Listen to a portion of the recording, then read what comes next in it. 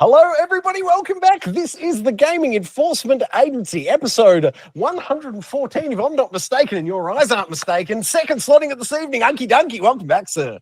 Mate, good to be back. Sorry, been away for a couple of weeks, but, work's getting in the way of talking video games, unfortunately. Oh, well, mate, we've fixed it tonight. You're back. And third slotting it this evening, as always. Bully, how you doing? I am doing very well, very well. Excellent, fellas. May I interest anybody in the menu for this evening? First off, games, interrogation, and deliberation. 5 games that we've been going hands-on with this week. Then it'll be the cold case. Bully's hopefully picked up an old title and he's gone deep in exploring. We'll hear all about that, followed by this week's Most Wanted, the game we are most excited for coming out in the upcoming week. After that, it is the news segment. Bully, have you kicked in some newsroom doors, mate? Certainly have. We've got 3 on offering for tonight. Perfect. That will be 3 news stories, and that will be us on June. As always, we start with games, interrogation, and deliberation. First up this evening, it is over to you, Bully, for details on the Precinct, please. Our most wanted from last week. It was. Taking it home. Although I know we mentioned it like I think it was a couple of weeks ago that we had it as our most wanted. So it was from the same developers as The Fugitive, I think it was called. The American Fugitive, was it? American Fugitive, that's the one.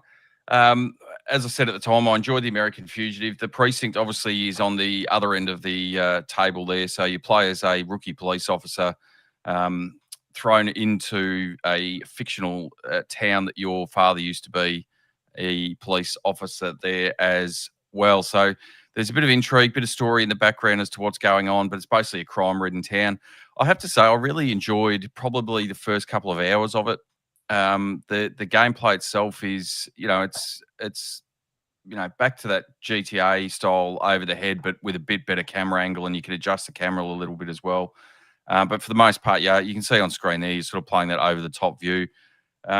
Gameplay wise, you front up at the station every day and you're basically given a beat to patrol and some targets to meet, whether it's arresting a certain number of people or issuing parking tickets or whatever it is. But you can, to some degree, you can sort of just go out and do whatever you want, start searching people or tracking cars or pulling cars over and searching them and all that sort of stuff.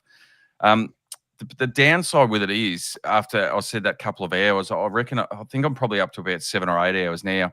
And it starts to get mildly repetitive with the gameplay, only for the fact of the certain areas that to unlock a new area and a new tasking for the day, you have to complete certain things. So there might be one where it says go to this area and you have to issue 10 parking tickets or something like that. That'll progress to the next area. Now you're not hamstrung just in that one. You've got 3 or 4 to pick from, but you've got to keep working through each of those areas' goals. And I sort of found once you get into it and you sort of start, okay, I've got to go and issue 10 tickets. That's what I've got to do for my shift. And it's not the most exciting thing, just, wandering around on foot saying, oh, that one's parked on the footpath or that one's parked the wrong way or whatever it is. But once you start getting into the actual gameplay, and you can see on screen there where you get into car chases and you can call in backup, you can, depending on how, and you can sort of see at the top of the screen there, those blue bars at the top, so that the closer you are to the target vehicle, it's almost like a power-up with those. Once you fill those meters, you can call in backup, you can call in spike strips, you can call in the helicopter, which I should mention as well while I'm talking about it. There is some tasks that you can actually fly the helicopter around too. So that's thrown in there as well. But it's that sort of stuff, the chases, and then you get out on foot and you might, end up in a shootout or chase them down. That's the enjoyable part of it. Again, having said that, the only downside is and I don't know whether you found this, Unky or Troy, the car controls are very slippery, especially as you can see on screen there, it's raining.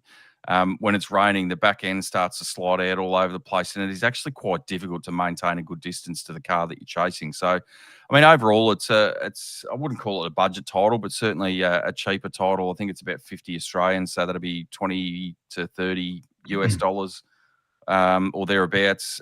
For what it is, I think it's a pretty good game. It's good in small doses. You don't want to sit there and play it for 10, 15 hours, but certainly jump into it a couple of times a week for an hour or so and sort of push through some of the missions. And then you get the ongoing sort of side story that develops why while you're going through it. So you might pick to go and intercept some vehicles, but as you're heading out to your patrol area, one of the detectives will say, "Oh, come down, we've had another murder," and you've got to sort of work that out. And the other part with that ongoing thing is for every time you arrest someone, you might find some evidence of these gang members that you're looking for. And once you've got a certain amount of evidence, it'll identify where they are, and then that becomes a mission in and of itself to go out and locate them and arrest them, which more often than not ends up in a shootout itself. So probably not, no world beater of a game, but certainly enjoyable for what it is, and the value for money, I think, is probably there. So interested in your thoughts, boys. Go for it, Unky. Yeah, are we watching your footage, Troy? Yes, mate. Yep. That's right. Your driving's about as good as your platforming. No, it is very, as Bully said, it's hard to sort of drive and sort of not hit a car. Like any of these pursuits that get cancelled within a heartbeat in the real life. But, who cares? The pedestrians are jumping out of the way and the cars are getting smashed, and you're calling in other units to try and like pit maneuver cars. And yeah, it's a lot of fun. And I like the noir setting of it. It's sort of very moody and stuff with the rain and the neon. I really enjoy that sort of style. It takes you back to the old 90s sort of Beverly Hills Cop kind of movies and stuff like that. So, no, really good vibes in this game. It's all about the vibes, guys. And yeah, that top-down isometric view, being able to actually rotate the camera, I think, is a big plus. And you can adjust the percentage of how far you zoomed in as well. So, which I did do. I sort of brought it in much closer, which I think helped out my gameplay a fair bit. I mean, you might not be able to see as much going on, but I feel like being up close to the action, I think, helped me a lot, especially when it came to the gunfights and stuff. And it is enjoyable to sort of upgrade your character and work the beat and stuff. And all of a sudden, you've upgraded to a P2 class like Connie, and then also you can equip shotguns and all that kind of stuff. And yeah, no, I found a lot of fun. It does, as Bully said, gets a little bit grindy, a little bit sort of samey at the end when you pick your missions to just go give parking tickets and stuff. It also is quite fresh at the start, but after you do it for the 100th time, it sort of wears a little bit thin. But I don't mind the bigger missions that you do. Like I think the game starts with you getting a hot dog with your partner for the first time, and then you're doing a bank robbery. So really escalates quite quickly for the Rookie there. So, coming from me being one of my favorite shows, being the Rookie, and obviously being a police officer and stuff, and loving those 90s action police movies and stuff, no, it really hits a lot of notes for me. I really wish it had a 60 frames per second mode, because 30 frames is a little bit slow. It doesn't really bother me too much for this style of game, but when I'm playing stuff like, Doom at the moment, which is running silky smooth 60 frames per second, and everything else that's running so smooth at the moment, to jump back into this is definitely quite jarring. It takes a little while to sort of, let the eyes adjust, but no, it's really cool. And I think Bully, we had a conversation about it during the week, where it's really cool how the controller even flashes blue and red when you're in a pursuit and stuff, and you're activating your lights. And I think they do a lot of the stuff right, like the fact that you can search a person before trying to find contraband, or you got to check their ID, and they might have a warrant. They do all that stuff there, and you can either pick and choose what you want to book them for. So you got to be kind of say they've done they drink drive, and they've also tried to resist arrest, and then they've got some contraband on them. You've got to make sure you pick all that stuff to load up their charges, or you can just let your offsider do it and he'll pick them all. So, but if you pick all the right ones, you get more experience for that mission. So if you miss something, or you do a unlawful arrest like I did for someone graffitiing, I arrested them instead of just giving them a ticket. And then you might get dinged, negative 50 XP for that job. So there's some really cool mechanics in this game, and I think given it's a small scope of game, and given the price of the game, I'm really liking it. We're seeing a lot of these sort of more budget titles come out recently. There's been all this word about games being $170 and all that, and you're paying $180 for a collector's edition. I'm liking seeing these smaller scope games coming out for that $40, $50 at the moment, and getting a really good package for it. They don't have to, as Bully said, they don't have to, be world breaker or anything like that, but getting a good solid 7 to 8 out of 10 game for something $50, I think, it's really good, and a testament to these guys. And I think, from their American Fugitive to this, I think I'd like to see what they do next. Yeah, I've enjoyed it from my side. I haven't even played an hour yet. I think I'm at about 50, 55 minutes, but thoroughly enjoying it. Great recommendation. Great pick for last week. I obviously don't have the real world experience you guys do, so a lot of this is new to me. As you can see, driving kind of a new concept. Not quite sure how to keep the vehicle on the road.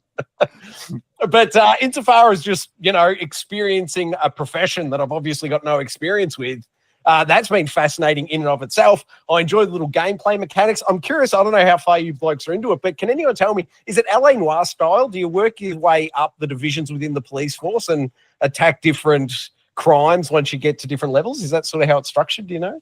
Oh, I think you end up will. So you sort of paired up occasionally with one of the detectives to start with, and I think the more and I haven't got to that point yet. As I said, about 7 or 8 hours in, but I can see it heading in that direction where you get to the higher level crime bosses. But the only detraction I can see from that is then the basic premises of the game of going out on patrol and doing all the basics. It almost render that a moot point at that stage, because you're not. If you're acting as a detective, you're going out investigating things, which is literally you do that a couple of times early on, where you'll turn up to a crime scene and it just says find 5 pieces of evidence, and you got to examine the crime scene to find it. It's pretty rudimentary and easy to work through. So if they did end up going to that point, I think it's probably throwing away a fair bit of the gameplay. So I can see it heading there, but I don't know how they juggle that aspect of it. Fair enough. My only other very minor point is I'm watching, I think, Brooklyn Nine-Nine for maybe my 5th run through the entire series. Such a big fan of that show, and I would love to see just a little bit more comedy in this Brooklyn Nine-Nine style. I think they've got an interesting cast of characters, but a little bit more humour would suit me down to the ground. But I think it looks phenomenal. Plays great. Very much to your point, Unky. The 30 frames a second hurts it, but I'm loving everything about it. I think it was, what'd you say, Billy? Was it 40 or 50 bucks well spent? 2 big thumbs up from me. Great recommendation last week, fellas. Any final points for anyone else? No, all good. All right, very good. Let's move on in to game 2 this evening. Now, this one will just be brief because we've actually covered this game in the past when it was just on Steam PC. It is Pirates VR Jolly Roger, but it just came out in the last week for Steam. For PlayStation PSVR 2. So the footage you're seeing here is off the PS5 Pro, PlayStation VR 2, thoroughly enjoyable. It's the exact same game, but now it's the same controllers I'm using, obviously, but now they've got the rumble, they've got the, adaptive triggers in there. So they've just tweaked it all and just really made it a nice custom fit onto the PlayStation. So just quickly, in summary, it's got a little bit of, what's it called? The Mountain? Horizon Called the Mountain. There's the, rock climbing, first-person perspective. But the other sort of half of the game is very much puzzle solving, real world. Like you got to swim out and get another bit for your pickaxe to build a pickaxe to, progress through the level. In the second level, you've got to run through and get little bits. And then it turns into like Indiana Jones, like you're picking up little bits for a puzzle, then you put them all together and it's a big dial and you got to move the dial into the right spot with clues on the wall to, progress through and get to the next level. So it's very much, an adventure first-person VR game. You got little parrot sidekick there throwing you jokes and insults as you go. Pirate themed, a lot of fun. I highly recommend you play it. It's 2 big thumbs up from me. Fellas, I know we've touched on it before, so just quickly, any thoughts, opinions? Is more or less an Uncharted / Nathan Drake simulator? That's all I need to know. Yeah, almost, man. It's just pirate themed, but yeah, absolutely. It's very much your Nathan Drake style, adventure in the wilderness. Well, the only follow-up to that, you can't play it, Unky, because you can't create a Nathan Drake-style character that you can see because it's all in first person. This guy, he's pretty much Nathan Drake. Well, the beautiful thing is, Unky, the only thing you see of him is on screen now, the hands. That's it. So you can just use your imagination to fill in the rest of it, buddy. It's all good. But 2 big thumbs up for me. Sorry, Billy, go, mate. I was going to say maybe you can work out some way to put a mirror over one of the eyes. Hey, look at this guy.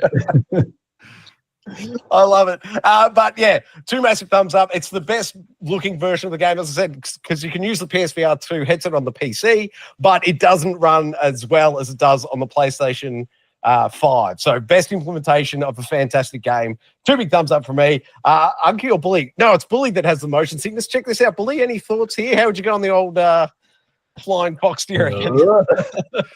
Oh, it's still made in just watching it. You'll be happy to know, boys, I've got the field of view max on this. Oh, that'll make it better. Always starts. All right, that's it for game 2. Check it out. Installs available on the channel a few days ago. Over to you, Unky Dunky, for game number 3. Tell us things. Mate, speaking of pirates, good segue. Star Wars Outlaws DLC, A Pirate's Fortune. So I never actually finished Star Wars Outlaws and kind of fell off it. And, for a number of reasons, I enjoyed the game, but there were sort of certain parts of it which have been patched recently. And as of, I think, last week, there was the final patch or the final big patch that they've given us, which was the thing that mainly got me back into it, was now that I'm not sure if you remember back in the day where you pick up, your larger weapons from enemies and stuff, and then as soon as you jumped on a ladder or went anywhere different, Kay would just drop the weapon, and all of a sudden you're just back to your pistol. But now you can carry, heavy weapons wherever you go in the level, wherever you go on ladders, whichever. If you travel from a different area, from Tatooine to a completely different space area, you keep your heavy weapon now, so you can really utilize and change the way you play in that combat, which I really enjoy. So you can carry a grenade launcher with you, and all of a sudden, if you're in a bind, you can just whip that out and just shoot it till you finish all your ammo. That you can pick something else up. So that's one massive change. Then you've got the ability to now shoot on your speeder without having to build up the slow-mo action shot. So you can just press L1 now to shoot whenever you want. So speeders are coming past you, you can just aim freely, shoot them off the speeders now, which makes a massive difference. They've fixed the stealth now. There's no forced stealth options where you just fail if you get caught. So you can just battle your way out. And as I said, with those heavy weapons now, the fact that you can sort of just battle your way out now is a lot more fun to do that. But no, moving on to the DLC, you are required to finish the game to access this DLC. So I had to go back through. Luckily, I was right towards the end of the game and polished that off as well, and really enjoyed my time finishing it off. And I have to say, this is one of the best implementations, I think, of the PSSR. Now that they've fixed it, it looks absolutely phenomenal now. Like, it's 4K, 60 frames per second, running at high fidelity. It looks incredible now. And with the way the DualSense works and the feedback, and they've updated the combat now. So, she used to look like she was shooting from the hip. Now she sort of shoots with a gun up here, which is all for the feedback. You can tell these are the Division guys now, because the combat is like where this game sings. And moving into the DLC and the Pirate's Fortune, I think this is the best DLC they've had. You're sort of space jumping. You've got a new area to go to. There's, you find a treasure map, and then you go to a different space and you find another pirate, and you work with Hondo, and he's like really well voiced. He kind of sounds like an alien version of Antonio Banderas. So I was just going to ask, do we know the voice actor? Is it a famous? He's done the same voice for Hondo in like the animated series for Star Wars on Disney as well. So I can't remember which one. There's a lot of Star Wars things. It's one of the more popular ones. So reprising his role of that character. So, but no, he's a very fun character sort of for Kay to sort of work off, and it's a really nice juxtaposition to Kay's being serious. He's sort of all like, whether you take him seriously or not, it's hard to say, but he's supposed to be the #1 pirate in all of the galaxy. So no, he's very fun, and it's a really cool story. It goes probably like 3.5 hours, 4 hours of extra content. And as I said, you're jumping from planet to planet, and you get locked up in a cell with him, and you've got to escape, and you've lost all your stuff. You get it all back, and then you find the treasure, and that's a really, really fun story. You get a new ship to pilot as well, which is much faster than your normal ship. So no, a really, really fun DLC, and I'm so happy I've gone back to this game, and I've now knocked it off the backlog. I've got this massive backlog, and finally knocking this one off and doing a lot of the side content as well, in the lead up to playing the DLC. Like, I've had a lot of fun going back to this game, and I think if the game came out in this state that it is now, I think it would have been received much more highly amongst the critics. I think the critics were quite harsh at the time on it for what it was, because I think for a Ubisoft game, it actually is doing quite a few different things in terms of your upgrading the skills and skill trees, not just being like checkboxes, go here, collect this, do this. Like, you had different people you were working for, and you had different tasks you had to do to unlock different things for your character. I just think it was a really good game, and like going back to it now, it's even better. And if you've never played this game before, I think now's the perfect time. If you jump into this game from the start and play it all the way through now, I think you're going to have a vastly better experience than what you did on day one. And yeah, I have to applaud them for it. I almost wish there was a new game plus mode being brought to this, just so I could play this game again with all the new, bells and whistles that it's got now. But unfortunately, that's not there. They have said this is the last DLC. Whether we do get a new game plus, I don't know. But I could easily see myself going back and playing it now, being one of the best looking and playing Ubisoft games I've played in quite some time. And that's even coming off Assassin's Creed or Japassin's Creed Shadows recently. I went back and chucked that on. This is better looking than that even when you go into this game. And I know Assassin's is one big open world, and this is sort of lots of different little worlds. It's probably not doing quite as much when it comes to foliage and stuff, but this is a very pretty game. And I'm so happy I've got this off the backlog. Really enjoyed my time this week. It's pretty much all I've been playing between this and Doom. That's all I've been playing.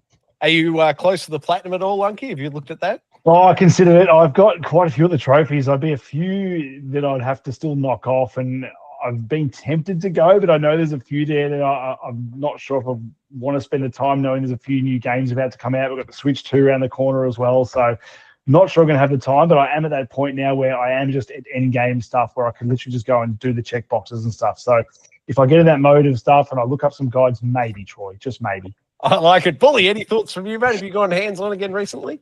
No, well, I went back to it a couple of months ago, and I think I spoke about it on the show that it was in a much better state a couple of months ago. I did put another 3 or 4 hours into it, but then as Unky's mentioned, I did see that they were looking at releasing another patch upcoming, so I sort of put it on hold, waiting for that to drop. But even that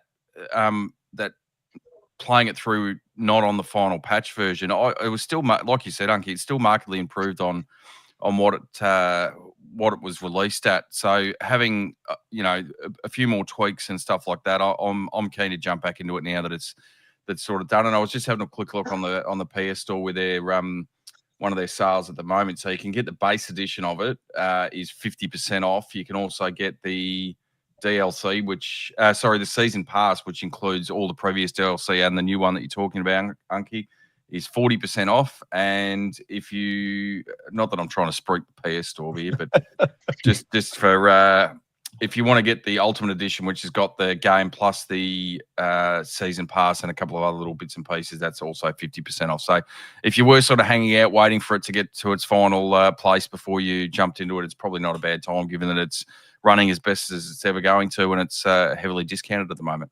Yeah, nice. The only other extra sales side I can throw at it, mate, is I believe relatively confident it is included in the Ubisoft subscription service. So if you just wanted to shell out 10 or 12 bucks or whatever it is, just to give it a trial run, you could absolutely do that. I think it gives you a month for 10 or 12 bucks. So that'd be another way to check it out. 2 big thumbs up for me. I don't know about you blokes, but my boys have been plowing through every Star Wars film this month. So this is right in line with the entertainment that I've been watching recently. So I'm keen to go back into it myself. Any final points? Yeah, my final point is this has got Bully Platinum written all over it, I reckon. Are you close, Bully? No. Excellent. Work cut out for you then. All right, guys. Game, what are we? For this evening, Teenage Mutant Ninja Turtles Tactical Takedown. I believe it's only available on PC. You're seeing that I was running it on Steam here for this one. Fellas, I've only gone on hands-on with it for about half an hour, 40 minutes. And this is just not my style of game. I'm not a big tactics bloke. I do like the Ninja Turtles, but tactics aren't my style of game. So the game itself is absolutely fine. It's just not in my wheelhouse. They've got it sounds great. There's no voiceover. It's all text on screen, but there's no voiceover. It's a little unfortunate. There's potential for growth there. If they had some good voice actors, that'd be nice, but it's all read it, and that's not my favorite thing ever. But it's very true to the universe. It looks, sounds, and plays like you'd want a Turtles game to in the tactics style. It's just not my genre. Any interest from you blokes? Well, as you know, I'm not really the biggest Ninja Turtle fan, Troy. What can I see on the shelf there behind you, mate? Oh, there's only about 1,000 Ninja Turtles there. No, not a fan. No, I mean, yeah, you're right. When I saw there was a tactical Ninja Turtle game coming out, it didn't really pique my interest, even though I am a massive Ninja Turtles fan. I'll take this opportunity to say that I've been playing a different Ninja Turtles game, which was that Splintered Fate game, which I think there's a bit of confusion about which game's which, but Splintered Fate is more up my alley. I've been playing on the PS5. That did release just last week as well. I've had it on the Switch, playing on the PS5, and it's a really good time as well. They've got all the DLC, Casey Jones and stuff, and I'm just like now ripping, not even talking about this game, but yeah, Splintered Fate is where it's at when it comes to new Ninja Turtles games, because it's like Hades but with the Turtles. So like you put a game like Hades roguelike into a Ninja Turtles game, that's definitely more my cup of tea than a tactical game like this. That yeah, it looks like it's got all the Ninja Turtles stuff there, but without voice acting and that stuff, yeah, it's not going to do it for me. As far as I know, there's only a PC release as well, Troy. So far it is, yeah. My follow-up was going to be, if it came to the consoles, do you reckon you'd give it a look in, Unky, or just tactics game not going to happen? Yeah, no, not a chance. Fair enough. What about you, Bully? Any interest from your side, mate? A little bit. It just sort of, for me, it sort of depends how it plays, because I know the lighter versions of a tactical game that you've got, and the one that really springs to mind is the Mario plus Rabbids. I really enjoyed that. It's not a more basic. This looks tactic. nothing like that. Oh, just the way you maneuver. You've got the squares to maneuver around. Is the way I'm talking. So you compare it to either Mario plus Rabbids on the easier to get into and break into side, or you've got XCOM on the blistering difficulty side of a tactics game. So it suppose for me, I'd have to have a bit more of a look into it as to how it actually sort of plays. Is it overly in depth and difficult? In which case, probably a pass for me, despite the the fact that it's got turtles involved in it. But if it does have that easier style, pick up and play and sort of work through, then I might have a look at it. I did. I tried to see if it was coming to console, but from what I can see, it doesn't look like it at the moment. But it might be something that if it does branch over to the console market, I'll have a look at down the track. Very good. All right, then, fellas, let's move on to game 5. I'm handing it over to you, Bully. Wait, before we go, I'll just real quickly say Clair Obscura Expedition 33. I'm not yet at the end of Act 1, and I'll get into why later. But so the footage you're seeing is, I hope, towards the end of Act 1. I'm about 7 hours in. So anyway, sorry, Bully, handing it over to you, but footage from toward the end of Act 1. No, that's all right. It's spoiler free, so I'm not. I know there's people that are still going to be playing through it, but I know that when you originally spoke about it, I think I was away that week, and we haven't really touched on it since then. And I know you're part of the way through it, Troy, but I know Unky and I both finished it, and just thought we'd just give an overview of our thoughts on the game, having completed it all. I haven't done all the side content and stuff. There's some quite high level end game stuff to sort of work through, but. From an overall perspective, this is probably one of the best games I've played in years. There's literally everything about it. The story does get mildly convoluted at the end, so you've really got to stick with it and concentrate on what's going on, especially in the back half of Act 3. So there's 3 acts in the game, and then obviously the post game stuff. But towards the end of Act 3, it starts to get a little bit convoluted if you haven't been paying particular attention. So the story is fantastic. Graphically, I think it is. It's not top tier, but it's not far off it. It's graphically, it looks pretty good for what it is. The environments they've created are fantastic. The music for me was a big one, and the background music, especially when you're playing through the battles and stuff. It seems like there's, a lot of turn-based RPGs that you play will have set battle music, for your normal grunts and average enemies, and then it might have a different variation or something different for your boss battles. But it seems to me that there's this almost never-ending rotation of music, the different music that plays with different battles, and it'll peak and hit a crescendo as you're sort of getting towards the pointy end of the battle and that sort of stuff. So that the world itself is fantastic to explore. It's basically, for anyone that hasn't played it, there is an overworld that you can sort of work through, and there's the odd enemy encounter in that, but there's not too many. Where it really the gameplay is going into these smaller maps in and across the world that you sort of jump into. There's plenty of exploring to be done in each one of those. There's still exploring to be done in the overworld itself that you can sort of work your way around. So and I think I mentioned a couple of weeks ago, my only gripe with the game, and it's probably something that they're not going to patch in, is the mini map in those areas. That some of the areas that they don't look samey as such, but there's some areas where you could be in a cave that you're sort of trying to work your way through all these twisted tunnels of a cave, and you can become a little bit lost and have to backtrack and sort of work out where you've gone and where you've been and all the rest of it. So the mini map there, from my point of view, would be a fantastic addition to it. Whether they end up doing that or it's just it is what it is now, and you sort of move on. Gameplay wise, the actual battles themselves, I've never been so engaged in an RPG with the dodge mechanic and the parry mechanic. And I've seen some criticism that the battle system is overly complicated, but I think once you get your head around it, you've done enough that you can sort of work out each of the different characters has a different way of fighting and a different way to build up their powers, in essence, depending on how or what attacks you use and all that sort of stuff. I've really enjoyed the game. As I said, it's probably one of the best games, full stop, let alone RPGs, that I've played in a long, long time. And I think now that GTA 6 has been pushed into next year, I would suggest this is going to be it'd be hard pressed to be beating any other game, beating this for Game of the Year for me. Fair call, Unky. Yeah, it's not hyperbolic to say that this is my favourite turn-based RPG of all time. We've had Metaphor, we've had Persona, but this definitely takes the cake for that, with that parry mechanic. And it's one of the most satisfying parries, I think, in a game ever. It's up there with Sekiro and the Soulsborne games for parrying. It just, everything about that parry system just feels good to do, especially in a turn-based game. I echo everything Bully said. It's easily one of the best games of the year. It's one of the best games I've played. It's fighting at the moment for my top 2 games of the year between this and Split Fiction. But I'm still going back. I was even playing it today. I'm up to 48 hours. I've finished the game, and now I'm just back in the open world where, if you finish the game, you just go back to the world before that final boss, and you just go and explore and go and fight all the optional big bosses, unlock new pictos and stuff. So now I'm just like working on a build that now, one of my characters can do 400,000 damage in one hit. And like there's a lot of stuff out there on Instagram about how to do that. You can get that even more. So respecing my characters, finding all the new outfits and all that kind of stuff, putting him in weird, swimsuits, even French swimsuits. It's wacky, but I mean, this is like the fact that such a small team has made a game like this, and it's criminal that this game costs what it does. I would pay $150 for this game, but it's worth a fraction of that. It's batting well above its average, but it's doing way better things than games twice its cost are doing in the genre or just in gaming.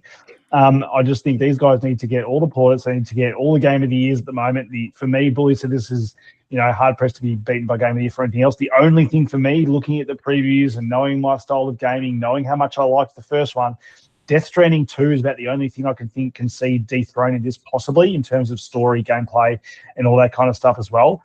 I do love Mia Kojima's story. This story, though, as Bully said, can get quite convoluted at the end. But I think what it does well is it sort of gets convoluted, and you kind of you are thinking, oh my God, what the hell is going on? But it really does push you towards finishing it because you're like, I want to know. And it gives you answers and it gives you options towards the end of how you want to finish this game as well. I'm not sure, Bully, what choice you made at the end. Just say male or female to avoid spoilers. Male. You went male, I went female. So there we go. We're both going two different endings. And from all accounts, both endings are equally as, poignant. And there's no proper way to do it. There's no canon ending as far as I know. Like, you could see both endings as canon. And I think but the way the game, lends itself to emotional resonance and the way these characters all tie together, the way these characters converse and they have real human conversations about life and death and meaning and all that kind of stuff. But it's not on the nose. It's all really good stuff. And I think I said previously when we spoke about it that when they are talking about stuff, like a lot of games, get into the winds and stuff, and you don't really want to hear about it. Like Troy will probably press the skip button when it comes to a lot of these cutscenes.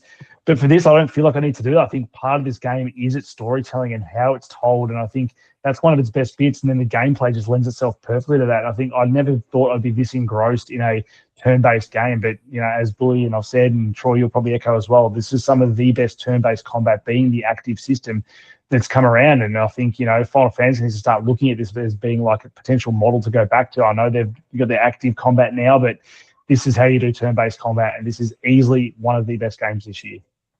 Fair calls.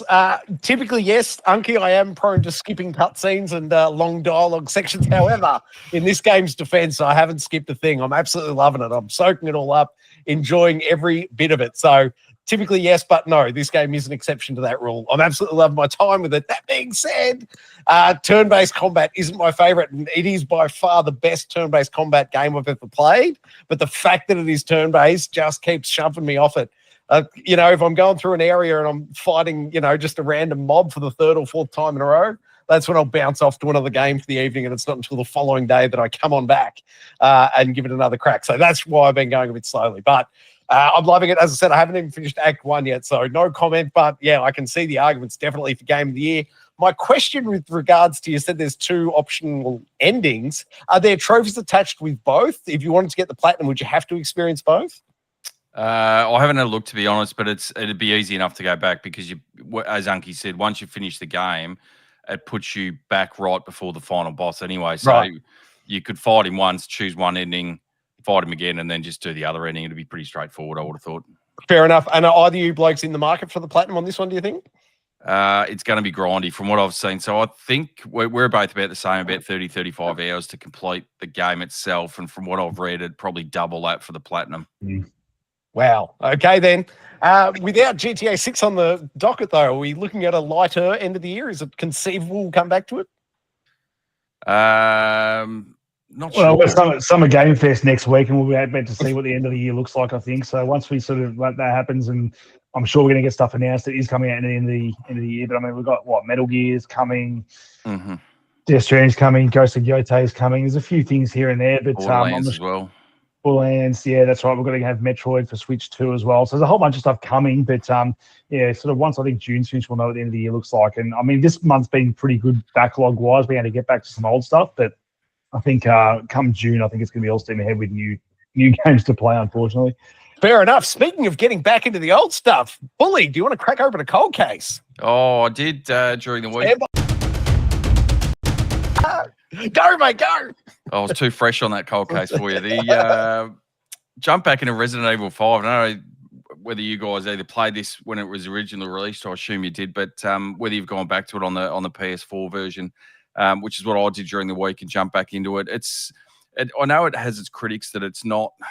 I know the 5 and 6 aren't really considered to be Resident Evil style games as such, because they're more action and shooter orientated than the previous ones, and even the ones that have come post that. But I've really enjoyed playing through it. I played through it when it came out. I don't think I ever finished it, so I'm about halfway through it at the moment, playing through. It's the only sort of issue I have is that the combat itself still holds up to a large degree. But one thing that you're missing with a modern game is that you can't move while you're shooting. You've got to plant your feet. You've got to aim, target, shoot, and then you've got to move. So that sort of makes it a bit difficult to readjust into that sort of gameplay style. But certainly once you get your head around that, it's enjoyable. The only other issue I have is the checkpoint system. So you can go into you'll get to a certain point, it'll say it's saving, but it's not. It's saving the game. I don't know how it's working, because if you shut out the game at that point, it doesn't put you back at the save point. It puts you back at some previously randomized checkpoint that could be 20 minutes, half an hour of gameplay that you've gone and played through.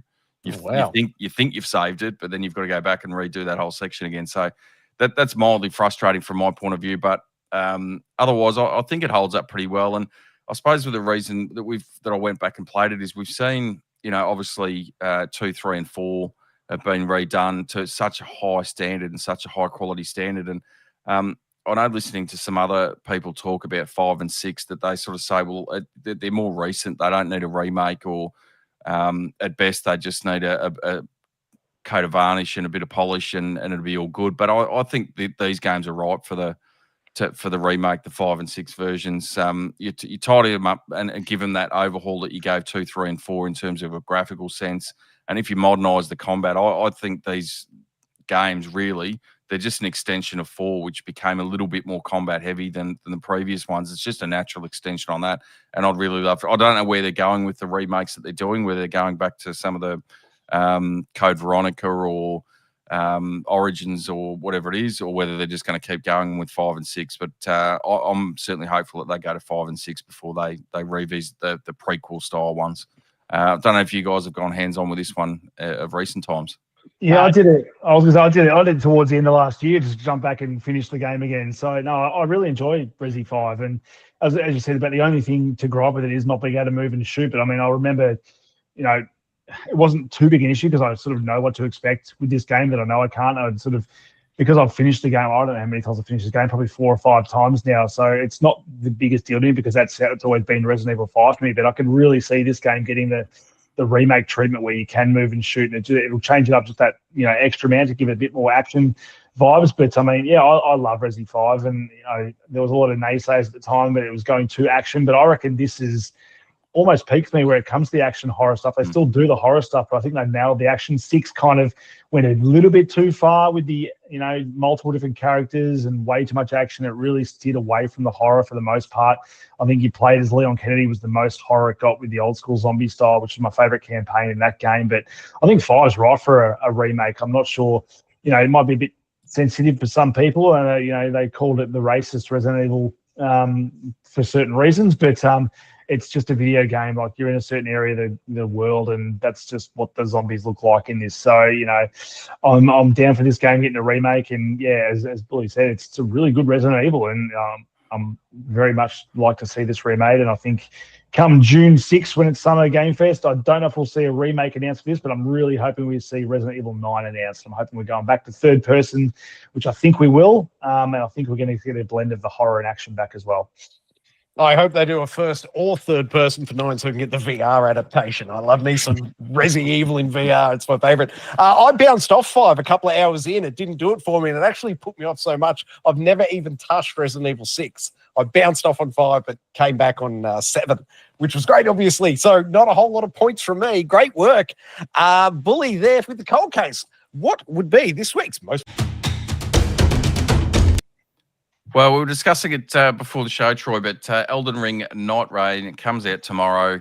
I think a lot of people, when this was first released, thought, oh, you know, more Elden Ring. But when it became that sort of co-op, almost battle arena type things where you're 3 against 1, a few people sort of, at the time I remember reading and sort of thinking, oh, is this going to go over well? Having a look through some of the reviews on Metacritic, so it's sitting, I think you and I were discussing, Troy, it's sitting at 78, which isn't great, and ranging, you know, some of the comments I've seen there that it's very repetitive in terms of the gameplay mechanics and the gameplay loop. So I say it's a roguelike being repetitive. Anyway, I don't know. I haven't read into the reviews too much, but I was just sort of skimming through them before. So I've got this as our most wanted. Hopefully, it's up to the normal standard that Elden Ring is, but interesting to see how it actually lands and what the reception is tomorrow when it is released. Can I just verify this is a complete standalone? You wouldn't need to own Elden Ring to play this, would you? No, that is correct. And I can say that I've literally watched probably in the background while being in the gym today and doing a whole bunch of cleaning. I reckon I've watched about 3 hours worth of Elden Ring Night Rain videos today, and just sort of absorbing it, so trying to find out what kind of game it is, how it's being received. And it seems like, yeah, that's sort of 78. So it seems to be the mix. Like some people are absolutely loving it, you know, saying how good the difficulty is in terms of how hard it is because they want it to be hard. But if you want to play this solo, apparently it's not the way to go at the moment with its current build. Whether we get day 1 patch, I don't know. But I think it's severely unbalanced for solo play at the moment, where it's essentially just like playing it with 3 players, but, you know, you're playing on your own. So trying to go solo. There's another bloke who's had the game for a week, who's clearly a Souls veteran, who has platinumed the game and on playing the game solo as well. But his recommendation is to go and play it co-op, unlock some of the relics for your character, which is your, you know, standard co-op, you know, standard roguelite progression system that's, you know, continuous. So you take that into each run to upgrade your characters, and then go and play some solo once you've upgraded your characters. But much faster paced game, 15-minute burst for one world where in the daytime, walking around, wandering and killing enemies, and then, you know, finding equipment. You're not upgrading your armor. You're picking from 8 different Nightfarers, I think they call them in this game. And, you know, it remains to be seen which one's supposed to be the best build. But I think, you know, there's quite a few out there now saying that it doesn't really matter which build, just pick which one's going to suit your play style. The problem they've got with solo is if you die, you're dead. Whereas in the co-op game, obviously, you know, if you go down, your teammates come over, and the way it works is they attack you to bring you back to life. So if they attack you, you come back to life. So if you all die, you lose, I think, a level, because I think you level up as you go through very quickly. But you can keep going and you fight the gigantic big boss at the end, and then they unlock relics, and then you go for your next run. So it really is roguelike, meets Fortnite, meets Elden Ring, so it's definitely got that difficulty. I would really like to see some balancing, because I wouldn't mind being able to jump in there solo and grind out some levels and character and then come and play some co-op. So, but it looks like the best experience you can have is to have, you know, a group of 3 people that, you know, are on comms and talking about what you're doing to take down those bosses. So I'm hoping you boys are up for it, because you're about the only 2 that I can see getting into this. I know we've all gone there and done some co-op Elden Ring back in the past, and this might be the way to do it with a, you know, expanded sprint button and not worrying about all our stats and just running through and picking up the loot and arguing over who gets the legendary weapon to take on the boss at the end. Well, I think it's thrown over to you, because anytime I ever played co-op with you, you carried me through the whole thing. So it'll be up to you 2 boys to carry me through. I'll go play with some randoms for a week, and they'll invite you in, and we'll get it done. I've got it pre-order now, and I should be pre-installed. So come midnight, I'm good to go. How about you boys? Although, having said all that, I think there's only one of the 3 of us got a platinum for it. Yeah, this guy up here. Really cheese the F out of that, I reckon. That and my at the time 12-year-old son has it as well. Yeah, but has he got it in Returnal? That's the main thing. It's funny because he really enjoyed it. I've tried to get into some other Souls like it, he just won't touch them. So I've got no idea. Well, maybe he might be into this then. If it's got that Elden Ring sort of style, which you can see, it clearly is Elden Ring. Like they're using assets and stuff from Elden Ring and everything. So it's a lot more fast paced. And so I think that's what I kind of like about it. I like the idea that I don't have to jump into a FromSoft game and think too much about my build and just sort of jump in there. I do like roguelike games. Where I've fallen is if, the worst part about some of these, Bloodborne or Souls games is fighting boss, dying almost instantly, but then the fact that you get to go back straight away and fight it. The worst part about those games when you do have like a 30-second or a minute run back to that boss. This is 45 minutes you're going to have to play the game before you get back to that boss that just kicked your ass. So how many times I can do that, I don't know. But if the loop's there, if the grind is fun, I know you do unlock some of those relics despite dying. So you do get stuff from your runs, which I think any good roguelike needs to do. You need to be rewarded even if you die and come back hopefully feeling just that little bit stronger. So if they can balance that and the gameplay is fun, which we all know the Elden Ring style gameplay is fun, but if that loop's there, I could see myself grinding this out and hopefully, we get there and we beat some bosses and the dopamine kicks in and we'll do just one more run and want to beat more bosses. But if it's too hard and I get stuck, like in the Elden Ring DLC where some of those bosses just absolutely hand it to you and you just give up in a rage and quit, then there's also that. So, no, I've gone back and started playing First Berserker Kazan, which I was stuck at a boss for ages, haven't been able to beat it. And I was going to bring this up during Expedition 33, but was playing that today up against a hard boss, parrying, dodging, doing all I need to do, beat that. I thought, you know what? These skills have got to be transferable to First Berserker Kazan. So I jumped back into the boss that I was stuck on and beat it first go. Literally, it's the same buttons as well. It's like circle to dodge and it's L1 to parry. So all the muscle memory was there, and I was just parrying the crap out of this dude. He stood no chance. Beat him first go, moved to the next area. Now I'm back into First Berserker Kazan, and it was great because it was giving me kind of the vibes I needed to jump into Night Rain. So I'm ready to go. Nice work. My question is, you've said solo it, you've said it's 3-player.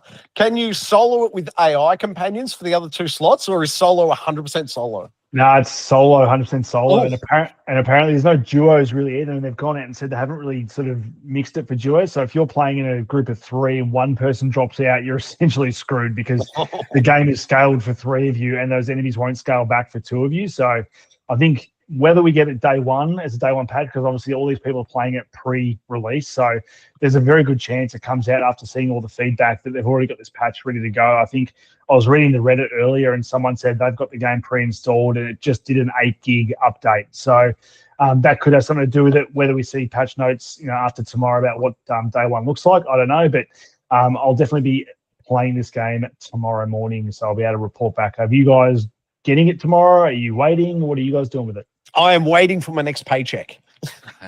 Perfect. No, I was probably going to wait on it. And for that exact reason I spoke about is the mixed reception that it's got so far. So I was probably more interested in and it's not, to be honest, it's not something that's overly excited me enough to go out and get it blindly day one without seeing some reactions from it. So I'd be interested to see next week what your thoughts are, Runky. Yeah, well, I'll definitely have some thought. I'll obviously have to play with some randoms if you guys aren't picking it up straight away. But, I mean, it's weird because, I played a lot of Helldivers with randoms and you can get away with playing that game a fair bit without being on comms. Like, it obviously does help when you can hear and talk to people, but I'm not sure how this game is going to go until I jump in, whether you can just jump in with the randoms and fight these bosses. I'm sure there's going to be plenty of people in this, I won't say where from, that are very good at these games that I won't be able to communicate. I probably won't be able to communicate with anyway, even if I was on comms, if you get my drift.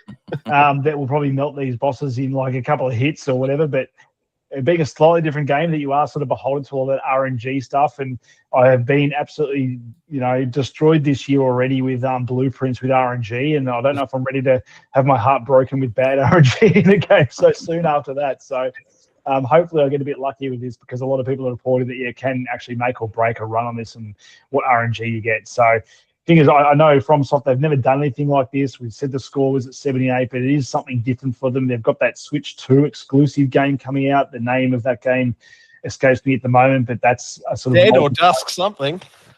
Yeah, something like that.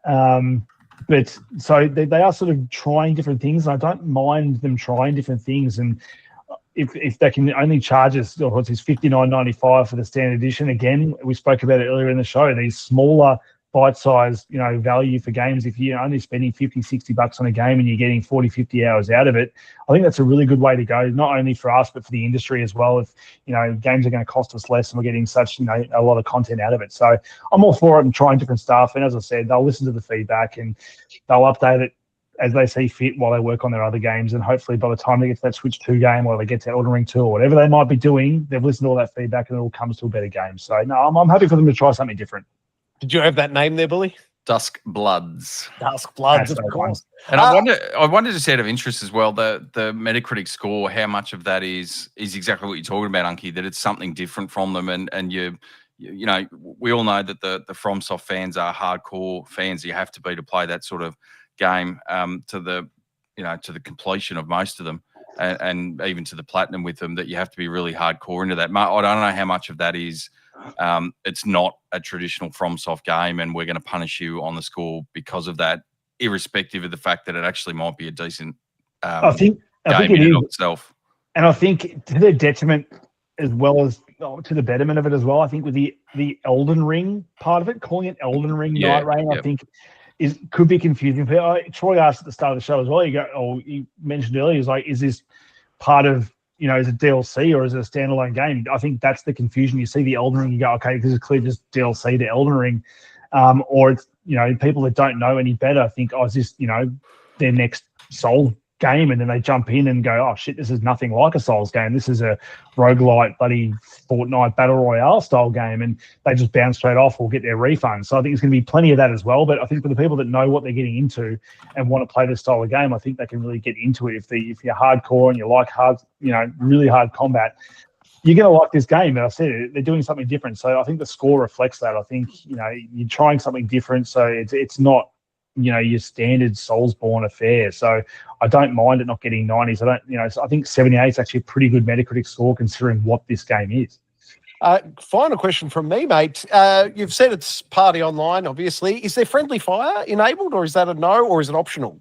Nah, so as I mentioned before, so friendly fire is essentially the way you get healed. So if you're down or whatever, you attack your teammates to heal them. So there's also not a lot of healing coming in from me then. Oh yes, I love it.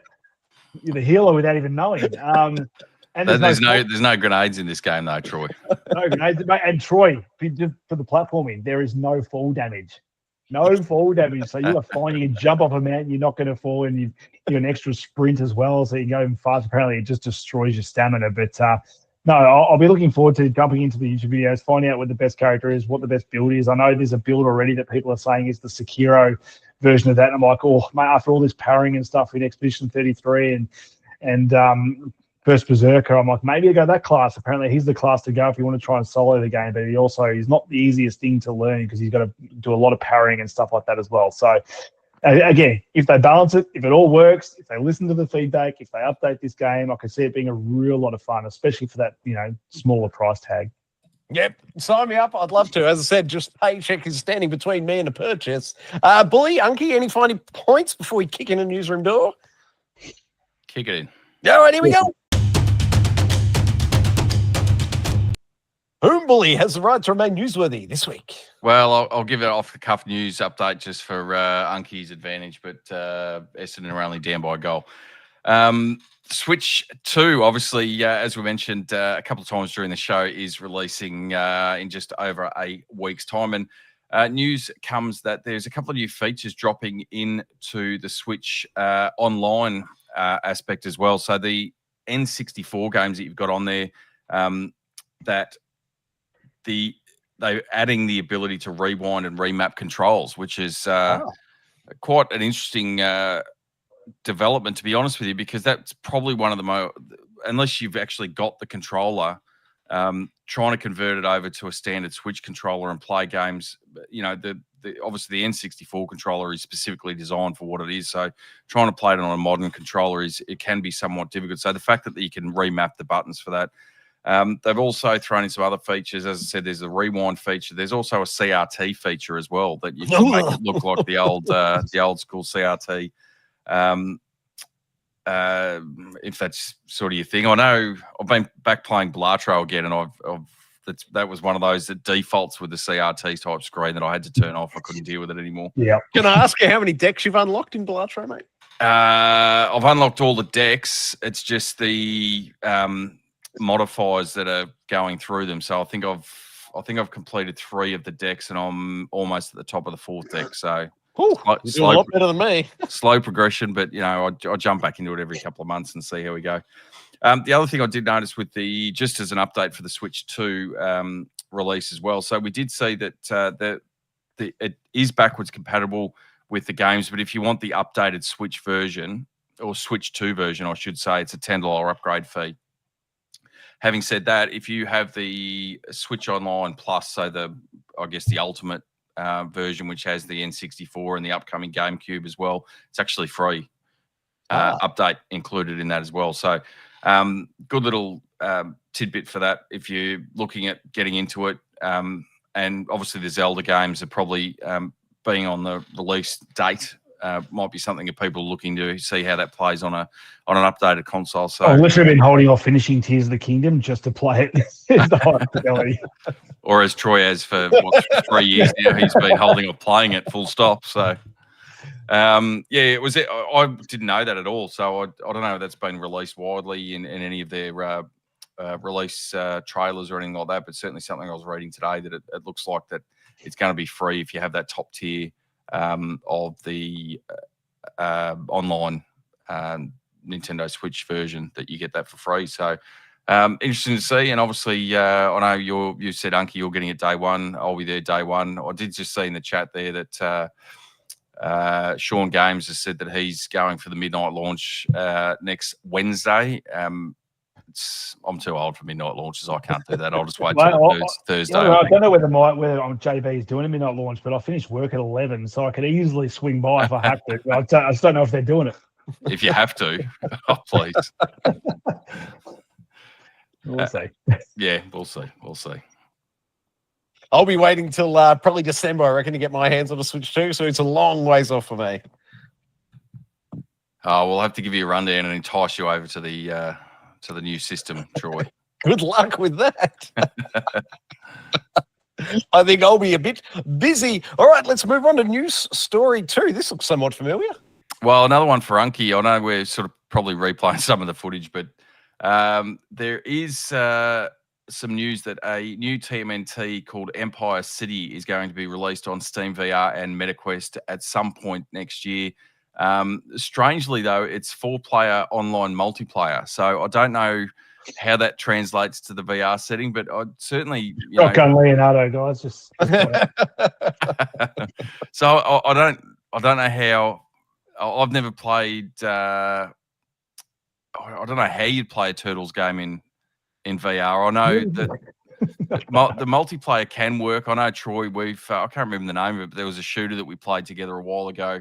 Dusk till dawn, no, until they fall, after the end, something like this. Something like that. We did do a bit of after the fall. After the fall, there you go. So it can work. How that translates to a Turtles game, which is traditionally, for the most part, although we talked about a different style of game before, for the most part, they're beat-em-up style games. I don't know how you translate to VR, but it'd be interesting to see. We saw it with Batman. They did a fantastic job with that, with that title. How, whether you can get it up to that same standard, I'm not sure, but I'd be interested to know what your interest is, being the biggest of the Turtles fans among us, Hunky. It's a weird one, because I do see if they able to get the quality of something like a Batman game in there, I could see myself downloading it and having some fun with it. But I just don't know what kind of game it's actually going to be. But it's a weird one, the co-op and stuff as well. Are you going to really have 3 friends that have headsets that can jump in there with you and do it all? Are you able to play it solo? I don't know, but. Yeah, it's a weird one. I mean, I jumped back into Batman just this week, so I really need to finish that game. And I saw they got a recent patch, and they actually patched out one of the things was my major gripes with it. When it might be minor to most people, but there was, in the Batman, even the Arkham games, whenever you've got an ability that's available to unlock, in the top left-hand corner of the screen, it's like unlock ability. Mm-hmm. In the VR game, there was a glitch that which I copped as well at the start of that game, where you were essentially given all these experience points. You could unlock almost everything from the very start of the game. So every time you would get experience, it would say, new level unlocked, please unlock something, but I couldn't unlock everything because I'd already unlocked everything. So that would just be constantly on my screen, no matter what, taking up that top left-hand side. So it really took you out of the immersion of the game. So they patched that now. You can just turn that off completely. So I was like, I need to get back into Batman. So jumping back into that and having awesome fun with that. So I could see that if they do lean on that sort of combat style where you're punching the move and you've got a story and, you know, you can interact with your brothers and Splinter and all those Ninja Turtle characters, I think that could be a good time. But I'm going to throw it out there right now. It's got nothing to do with VR. It does have things to do with Turtles. We haven't seen a Lego game for ages, but I still think Ninja Turtles Lego game would go absolutely insane. The amount of characters, it fits perfect with the puzzle solving. I just think the amount of stuff you could do with the Ninja Turtles like Lego game is just insane. I cannot believe we haven't seen it. It's probably something to do with like rights and stuff to the property and everything. But yeah, I just think, you know, if they did Ninja Turtles Lego, that's where I'd be at. I don't give a shit about VR, but give me Lego Turtles. Well, it'd have to be better than Lego Horizon, let's be honest. Well, that's the thing. It has to be. My only qualm with this one would be the most recent melee combat I've played. Boxing's melee combat, surely. I played the Creed boxing game in VR. I absolutely love it. It's phenomenal, but I seriously ripped the edge off my finger hitting the punching the beam in the roof here. Troy, you've been distracted. If it's not You're the control punch... destroying your hands, it's your hands destroying your hands. What are you doing? You know when you're boxing, you go that way, not that way. It was an uppercut, bully. He's being Ryu. He's chucking out the Ryugan. Anyway, my point was going to be, with the Ninja Turtles melee weapons, I could see monitors breaking. I could see holes in roofs and walls.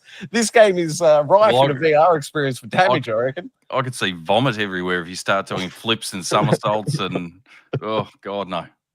We'll turn around, Bully will just be tucked into his turtle shell.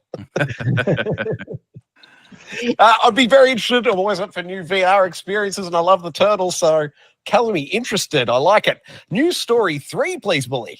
News Story 3, and this has probably piqued my interest more in terms of a Souls-like game, but the Lies of P DLC is still on the way and looking for a release in the next couple of months. So it will feature, or the DLC content will basically be a prequel to the main game, showing Krat, which is the big city that you play through, as before the puppets take over and inherit the city. So the one bit of news that we did have in relation to that, and I haven't seen a lot, is that the first area is going to be the old Krat Zoo. So how they manipulate that, what enemies you have in there, whether there's puppet creatures in the zoo or gigantic crocodile bully. Looks amazing. Interesting to see what they sort of do with that. But they've also I was reading there as well that they do have new difficulty options, which is new for a Souls-like game. I don't think we've seen too many Souls-like games with where you can tone the difficulty down. And the game is what it is. Might actually now be able to finish it, bully. I've finished it. Oh. I just haven't platinumed it. Yeah, well, that's what I was getting at. I beat the main boss before you did. The last boss. Yeah, 100%. 100%. And then you jump back into it and platinum and go, oh, I've platinumed it now. Lucky trophies have timestamps. We can get to the bottom of this one. And the other one, it has a boss rush mode being implemented as well. So I'm keen to jump back into it. I know, obviously, we both finished it, Unky. Both really enjoyed it. It's probably, in terms of Souls-like games, it's probably my favourite one that I've ever played. So I know, it's probably not popular opinion, but I really like the setting. I like the character. I liked how they retold that Pinocchio story in a different way, and all the characters that you would normally see in Pinocchio brought into this game and told in a really different light than what you would normally see it in. That really intrigued me. Whereas, and the story in and of itself, although there was, bits that you had to sort of fill in yourself, or you had to find things to sort of plug holes in the story, it was still, from my point of view, it was a lot more manageable to get through than your standard Soulsborne game, where you really just left to your own devices to try and work out what's going on and all the rest of it. So that really engaged me a lot more than regular or other Soulsborne games, I suppose. I don't know your interest, Unky, in jumping back into the Lies of P world and the DLC. Yeah, no, I cannot wait. I finished the game 3 times to get the platinum. Loved every 3 times I played this game, and I've got you to thank for that. And actually, both of you are the reasons that I've platinumed 2 of my favorite games of all time. Troy, you were the reason I platinumed Returnal because I saw that you got past that level 3 boss. I was like, I cannot let Troy finish this game before me. So I jumped back into that game and then finished it and platinumed it and did all that. And then same with this. When I saw that Bully was getting close to finishing that game, I was like, I can't let this stand. So I played that game, growing through that. I think it was the third last boss that I was struggling with, beat that one, and then rocketed on through and finished it 3 games. Just absolutely adore this game. Bully says his favourite Souls-like game. I'd be very close on this as well. I think it's a tight race between this and Bloodborne. For me, but I mean, it's obviously evident because this is very Bloodborne-esque in terms of the way it sort of is and its vibe and everything like that. So, no, I cannot wait to see what this DLC is. It's looking like 25 hours-ish of content, apparently. So, very good chunk of DLC. My only disappointment, which is just a me thing, is because the way the game finishes, it kind of hints at a different way the game was going to go. I think that's what we're going to get in the sequel now. With the whole Dorothy stuff, but seeing that we're going off and spending more time with Pinocchio, I think that's awesome. And I think some of the stuff they're going to throw up with this game, I cannot wait for. There's now some range combat. I think I've seen a bow in there as well for Pinocchio, and hopefully see how that works. And I know there's in Elden Ring Night Rain, they're sort of working with the bow stuff as well, which has sort of always been sort of an afterthought. But if they can nail that aspect of it, I cannot wait to play this game. Like Lies of P, amazing DLC, looking the part so far from what we've seen. So I'll have to reinstall it, get my sort of fingers wet a little bit, because it's always hard jumping back into these games and trying to remember how to play them, which is why I was very surprised saying when I did first Berserker that I jumped into my fingers, just knew what it was doing. Normally that's what the game was, mash the buttons and eventually it comes to me. Like Lies of P, I've got the one area of the game that I go just to sort of get my sort of dexterity back in my hands and know what I'm doing. And once I've done that a couple of goes against the easy enemies, I'm usually back into it and know what I'm doing and stuff. That's the problem with playing all these games, is just remembering what buttons do what, whether it's a face button attack or whether I've switched it to R1, R2, I don't know. So no, I cannot wait for this game, guys. Yep, looking forward to the DLC myself. That'll do it for the news segment. Bully, what has been happening, sir, in the YouTube chat, please? I've been going back and forth with Sean Games a little bit, as I mentioned. He did his first comment, though, that he did drop in, that he was somewhat annoyed at you, has a bone to pick because he's now completely addicted to Vampire Survivors and has got all the DLC. So you've made him pay for all that and he can't get off it. So And it only sent him back about $22. But hey, Sean Games, welcome, mate. And yes, you're very welcome for that high recommendation. I love that game. Good value for money, I would have thought. Oh, yeah. For what you get and the amount of time and content you can put into that game. But obviously, he's been sinking a bit too much and has you to blame for that, Troy. Fair enough. Recommendation. And we had Grey Invader there, which I haven't seen in the chat before. No, either. that's a new name to me, I think. But he's mentioned that he's been playing the Precinct as well and was enjoying it, and sort of agrees with the driving mechanics, although he's trying to play it as you would and not crashing the car or banging into things or running over people. So he's trying to drive nicely, and it's a little bit broken for him if you play it that way. So I just said, well, it doesn't really punish you for running into cars or running into objects, other than just don't run over pedestrians and you should be fine. I wasn't sure if it was me being a bad driver or because I've been playing so much Forza Horizon 5 that I jumped on into this and I was just trying to drift around the corners. Complete disregard for all road rules. Oh, there's no drifting in that game. I had the tail sliding out everywhere. Yeah, that's the problem. You're just going around a corner at normal speed and the tail slides out. Yes, indeed. Great work, Billy. Thank you, everyone, for joining us in the chat. That'll do it for this week. We are off. Unky, great work. Second slotting it. Fantastic to have you back, sir. My pleasure, mate. Bully, great work in that there third slot, mate. Excellent work. Thank you very much. And just in time for Unky to go and watch the last 5 minutes of the game, although I think Brisbane might be kicking clear again. Damn it. Just before you jump, Unky, I've got to ask you, mate, what else could you do with Geek Aloud? Like it, subscribe it. You'll never miss it. Oh, that was luck. That's something.